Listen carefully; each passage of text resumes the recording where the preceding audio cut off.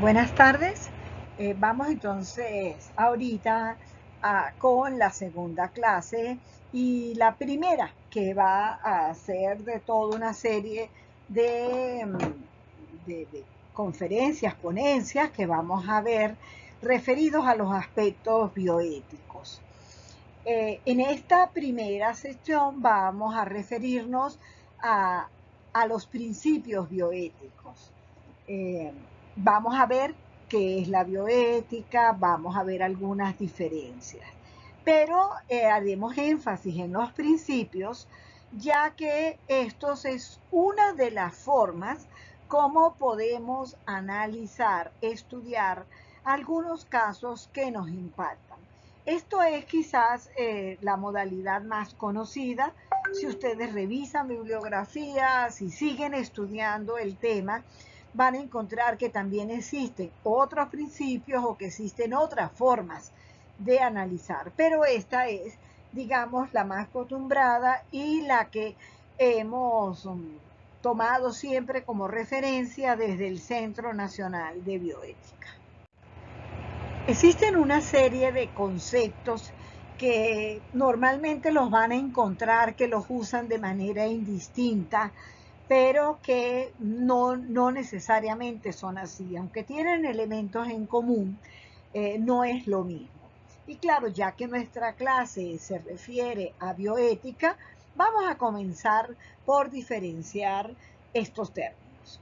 El primero de estos es ética, la cual, eso es bien importante que lo manejemos, que es la teoría filosófica. Es por eso que de la ética es tan antigua como casi que los orígenes del mundo, y sus principales referentes teóricos los encontramos desde los griegos. Eh, Ellos van a ser entonces el soporte para nuestros análisis eh, éticos, para nuestros poder emitir un juicio moral. Fíjense que es distinto a lo que es la moral. La ética es el basamento teórico con el cual yo puedo definir en un momento dado por qué estoy de acuerdo o no con determinada situación.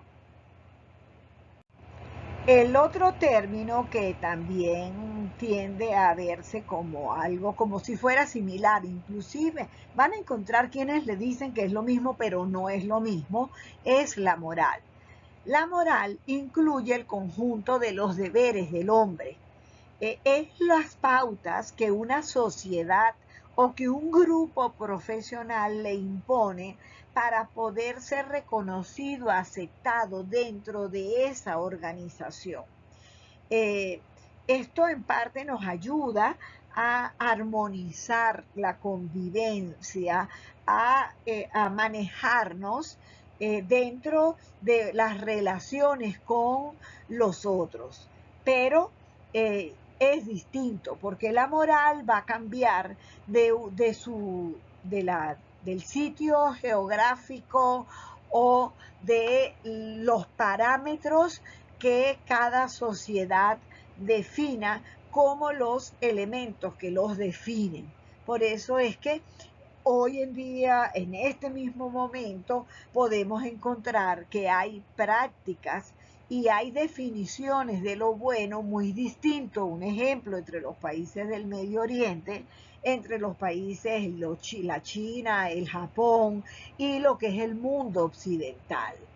También la moral tiene como característica que ella se va adaptando, ajustando con los cambios de la comunidad, de la sociedad.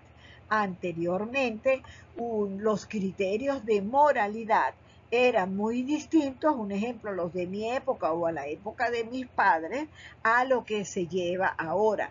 El ejemplo más práctico lo podemos ver, un ejemplo con el concepto virginidad. Eso era algo que para el siglo pasado, en la primera mitad del siglo pasado, eso era algo que no era negociable. Hoy en día es un concepto que simple y llanamente no tiene ningún peso, es más, no es ningún referente ante nuestra sociedad. El tercer término que les traigo es bioética. La bioética se puede decir que es una disciplina, en algunas partes la van a ver como una ciencia, a mí de verdad que me gusta más diferenciar lo que es ciencia, lo que es una disciplina, lo veo más como hacia una disciplina o una corriente de pensamiento que busca estudiar la conducta humana. Eh, Al inicio era solamente de las ciencias de la salud, ya hoy en día tiene que ver la conducta humana en general, en cuanto a la luz de los aspectos de los principios éticos y morales que regulan esa conducta dentro de la sociedad. La bioética es bastante reciente, eh, comenzó a mediados del siglo pasado, precisamente como producto de el gran desarrollo tecnológico que llevó a que tenían que revisarse muy bien cuáles eran los parámetros de referencia para decidir hasta dónde podíamos seguir. Ya vamos a ver entonces algunos de los ejemplos que han determinado esta diferencia. Entonces, de manera resumida, podemos decir que la bioética estudia la conducta humana, pero a la luz de los principios, los valores éticos y morales. La bioética tiene una serie de características que precisamente la diferencian de lo que es la moral. Lo primero es que es reflexión ética. Cada vez que uno se enfrenta a una situación y que está en la posibilidad de emitir una opinión, un juicio, debe de hacerlo soportado en todas estas corrientes del pensamiento que me pueden servir de referencia para tomar una decisión. Necesariamente tiene que ser interdisciplinaria, porque precisamente como buscamos analizar esas conductas, tenemos que verlas desde la mayor perspectiva, no solamente desde un punto de vista. De ahí la importancia, un ejemplo, si yo quiero saber discutir cómo es el concepto justicia, es muy importante que intervengan abogados, enfermeras, médicos, psicólogos, sociólogos, para poder entonces llegar a una conclusión que reúna, que de alguna manera converjan las diferentes puntos de vista. Debe ser racional. Esa es una de las diferencias de la moral. La moral se respeta, se cumple porque así lo impone la sociedad, mientras que en este caso tiene que estar soportado por un porqué. Y es prospectiva porque ella mira hacia adelante. No necesariamente puede ser que el concepto de origen de la vida a mediados del siglo pasado fuera uno, pero eso es algo que ha cambiado con todo el desarrollo tecnológico. Entonces, y el concepto que podíamos haber manejado antes no necesariamente corresponde a todas las posibilidades e interpretaciones que ya hoy podemos llegar. Pretende ser universal, de ahí que aspira a vencer las diferencias de la moral. Respetar la vida, respetar al ser humano, debe ser igual aquí, allá o más allá, indistintamente de las creencias y de las diferencias geográficas en que podamos estar. Es aconfesional, es decir, que nunca nos van a escuchar decir esto es lo correcto. No, siempre, en todo momento nos interesa es saber en qué soporta usted esa decisión. Busca aplicaciones más que elaboraciones teóricas, porque las elaboraciones teóricas son más de la filosofía, de la ética. Persigue poner en función del hombre el producto de las investigaciones biológicas o biomédicas, pero también la conservación del ambiente. Esto es algo que por eso es que ella va constantemente en revisión, por eso es que es prospectiva, porque a medida que van surgiendo nuevos desarrollos, tenemos que ir revisando cómo vemos esta, digamos, cómo respondemos, qué respuestas tenemos a esos cambios. tiene como base la dignidad de la persona y está en constante proceso de elaboración. Cuando hablamos de persona, entonces lo primero que tenemos que diferenciar, que es la vida humana dotada de capacidad racional y agencia moral, es decir, de responsabilidad y libertad. Es la vida humana que se desarrolla en todas sus dimensiones, lo biológico, lo psicológico, lo sociocultural y lo espiritual. Por eso es que cuando vamos a analizar determinada conducta, tenemos que ver a la persona como un todo. Y así ya entramos en lo que son los principios bioéticos. Fíjense, son muchos. Es más, cuando por lo menos hablamos del ambiente, surgen otros principios como el de responsabilidad, como el de precaución. Pero estos fueron los que propusieron Bechan y Children, ellos norteamericanos, que para poder analizar lo que eran todos los procesos que se daban en esa relación paciente profesional de la salud, o para poder ver toda esa los retos a los cuales nos enfrentaban los avances tecnológicos. Ellos definieron estos cuatro. Si ustedes revisan otros autores, van a encontrar que aquí mismo en Venezuela Castillo agregó otros principios, pero dado que esto es una primera, es una introducción a esto, a este tema, prefiero irme por la versión corta de Bechan y Children. Ellos mencionaron cuatro: el de autonomía, el de beneficencia, no inducción al daño y justicia distributiva. Ahora vamos a ver cada uno de estos. En otras clases iremos profundizando para que ustedes vean ya ejemplos de su aplicación en las prácticas clínicas. El primero de los principios es el de autonomía. Él se refiere a que tenemos que respetar las decisiones sobre cómo actuar de cada persona. Por eso es que la norma moral es no coartar la libertad de ella. ¿Cómo lo aplicamos en nuestra práctica clínica? Realizando el consentimiento informado. Este consentimiento informado lo vamos a ver en una clase más detallada porque tiene sus variantes. Es distinto cuando se habla de investigación, cuando se hablan de procedimientos invasivos, agresivos, y cuando vamos a realizar acciones de rutina, de cuidado consecutivo en nuestra relación con el paciente.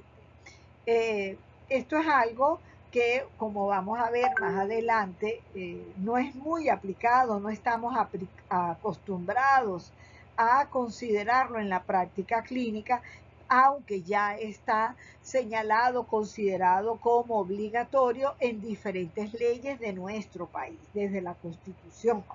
Pero, repito, ya en otra clase esto lo vamos a ver con más detalle. El segundo de los principios, según Bechan y Children, es el de beneficencia. Es decir, debemos actuar siempre promoviendo el bien. Esa es la norma moral. Y en la práctica, ¿cómo lo aplicamos? Cuando tratamos con respeto a la otra persona, lo llamamos por su nombre, cuando respondemos a sus llamados, cuando velamos, algo tan cotidiano como el hecho de que si tenemos un anciano y le hemos llevado su comida y no quiere comer, es preguntarnos por qué, ayudarlo. A lo mejor es que tiene alguna limitación. Entonces, cada vez que procuramos que la persona satisfaga sus necesidades, que procuramos que él se sienta lo mejor, estamos entonces actuando en concordancia con el principio de beneficencia. Así ya llegamos al tercero de los principios, el de no inducción de daño.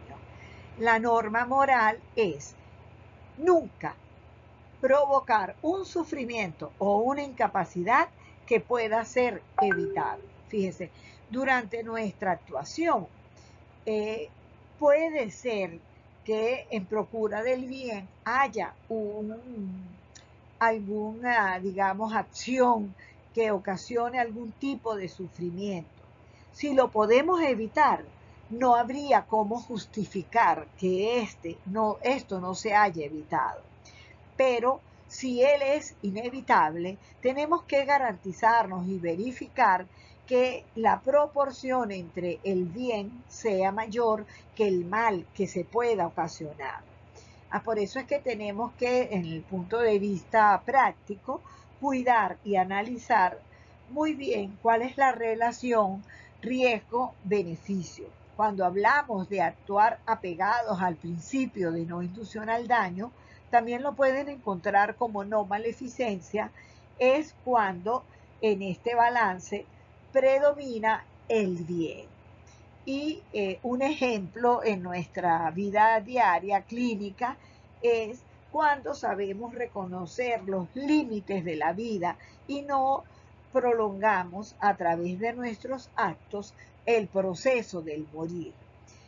Una manera de no inducir el daño es cuando nos lavamos las manos. Fíjense, es evitable que se presente una infección relacionada, derivada del proceso clínico, de las intervenciones que se están haciendo. Bueno, cuando nos lavamos las manos, estamos actuando en concordancia con esto. Cuando subimos los barandales de la cama de un paciente que pueda caerse, estamos apegados a este principio. Entonces, siempre tenemos que estar pensando cómo evito que la persona tenga un daño, un sufrimiento que está a mi alcance limitado. Y el último de los principios de Bechan y Children es el de justicia distributiva. La norma moral es ofrecer atención de salud en forma equitativa. Pero ¿cómo vamos a hacerlo en nuestra día a día? Procurando en todo momento darle a nuestros pacientes lo mejor, lo que tengamos a nuestro alcance. Fíjense, hay momentos que el simple hecho de hablar con una persona, de explicarle, de permitirle que la persona decida, de acudir a sus llamados en el tiempo prudencial que la persona nos necesite, es una manera de actuar con justicia. Yo puedo, a manera de ejemplo, administrar el analgésico, pero si para administrarlo antes la persona tuvo que pasar mucho dolor, mucho tiempo en espera de nuestra actuación, nosotros no solamente no estamos evitando un sufrimiento, sino que además no estamos dando un trato justo a esa persona. Entonces, hoy en día esto se ve muy relacionado con hasta qué punto el acceso a la atención de salud depende de mi capacidad de pago. Entonces vemos en muchas ocasiones que se podría hacer un poco más, pero que lamentablemente digamos, no hay esa ese extra o esa disposición, ese realmente ser empáticos y ponernos en el otro y darle lo que quisiéramos para nosotros mismos. Ahora bien, como les dije, no solamente una situación se puede analizar a la luz de los principios, también tenemos recomendaciones, reglas. En esa es, digamos, de mucho peso lo que llamamos la regla de oro. La regla de oro es: trata a los demás como querrías que se te tratara a ti. O, digamos, visto como la regla de plata: no hagas a los demás lo que no quieres que te hagan a ti. También la podríamos ver con ciertas frases muy conocidas como ojo por ojo. O sea, la ideal es que no, lo importante es que nosotros, viéndolo de una manera positiva, tratemos al otro de la misma manera que quisiéramos ser tratados. Queremos que se nos llame por nuestro nombre, hagámoslo así. Queremos ser atendidos y evitar sufrimiento, hagámoslo de esa manera. Entonces, esto es algo que es algo enmarcado dentro de una tradición muy antigua. Fíjense, esto viene desde la India, en el Imperio Medio Egipcio, también se encuentra con respecto señalado con los griegos, Y más recientemente, pero estamos hablando ya de la Edad Media y la Edad Moderna, Kant y Popper ya nos comienzan a hablar de esto mismo, ¿ok? Kant inclusive lo dice, y ese es su gran enunciado, que hoy en día sigue siendo un punto de referencia cuando dice: trata a los demás en su persona como quisiera que te trataran a ti. Lo dice de otra manera, pero es más o menos en esa línea. Ahora, una vez visto lo que son los principios y la regla de oro, estos son, como les señalé al comienzo, las herramientas básicas para poder emitir un juicio moral, un juicio ético, llamaríamos, ¿no? Cada vez que identificamos un problema, deberíamos analizarlo a la luz de cuáles eran las opciones que se podía haber hecho, qué principios pueden estar relacionados, analizar en todo momento las consecuencias, y nos podemos encontrar con tres situaciones. La primera es que una sola de las acciones concordaba con los principios bioéticos. Entonces ahí no hay duda, ahí esa era la decisión. ¿Okay? Un ejemplo, a mí me llega un paciente con un paro cardíaco, yo no conozco qué pasó los minutos antes, no sé qué patología tiene, yo tengo que intentar reanimarlo. ¿Por qué? Porque eso es actuar de la manera beneficente. Luego ya habrá tiempo para aplicar el resto del protocolo y saber si suspendemos o qué vamos a hacer. ¿Qué otra opción? Que haya varias opciones de acuerdo con los principios. Entonces, a manera de ejemplo, yo me puedo encontrar con una situación a lo mejor de decidir entre dos personas quién va a ingresar a una terapia, a una cama de la terapia intensiva. Entonces yo digo: cónchale, por justicia los dos tienen derecho, por beneficencia también los dos tienen oportunidades. Entonces debo de ir sopesando, y en función del principio que considere que tiene mayor peso en esa situación, me ayuda a tomar la decisión. Y la otra opción es cuando realmente estamos en un conflicto.